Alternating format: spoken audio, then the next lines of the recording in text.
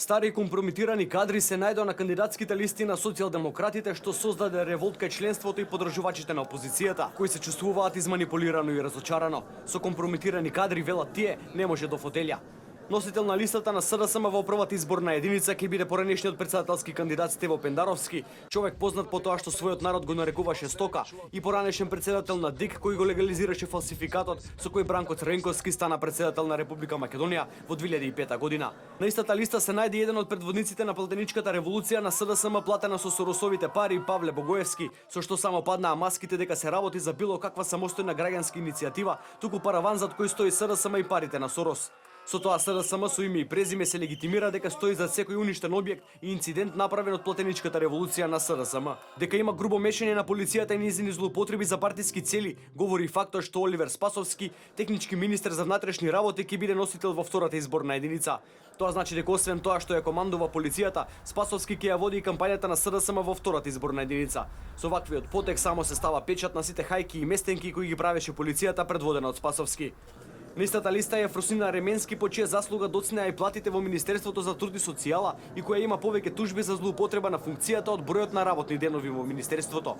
Во третата изборна единица ќе се трка Љупчо Николовски од Крива Паланка, кој е десна рака на аболицираниот лидер Зоран Заев и негов шеф на кабинет.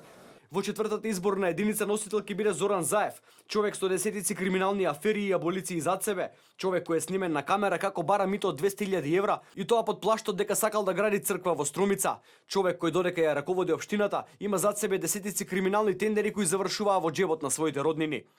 Заев во четворка значи и бегање од директно соочување и мерење сили со својот политички опонент Никола Груевски, кој директно ќе се надпреварува со Стево Пендаровски во првата изборна единица. Заев на денешниот конгрес на СДСМ порача дека партијата е отворена за сите, па затоа освен партиски кандидати на листите, се најдоа и граѓански активисти и членови на студентскиот пленум и дел од шарената револуција. Стоиме на зборот. Секој е важен. Затоа овие пратенички листи отвараат место за сите. Во нив не има од различни региони, од градови и села, од различни професии, од различни етнички заедници, од секаде, од секоја пора на општеството во кое што живееме. Во петата изборна единица носител е Радмила Шекеринска, жената која е синоним за сите неуспешни политики на СДСМ, стар транзицијски кадар од првите денови на социјалдемократите, чиј сопруг треба да одговара поради перење пари по обелоденувањето на случајот кога 4 стана си ги издаваше сам на себе и влечел вртоглави суми на пари. Дополнително е и скандалот кога Шекеринска бела фатена како се луксузира на јахта под грчко знаме и никогаш не обелодени дали се работи за нејзина сопствена јахта.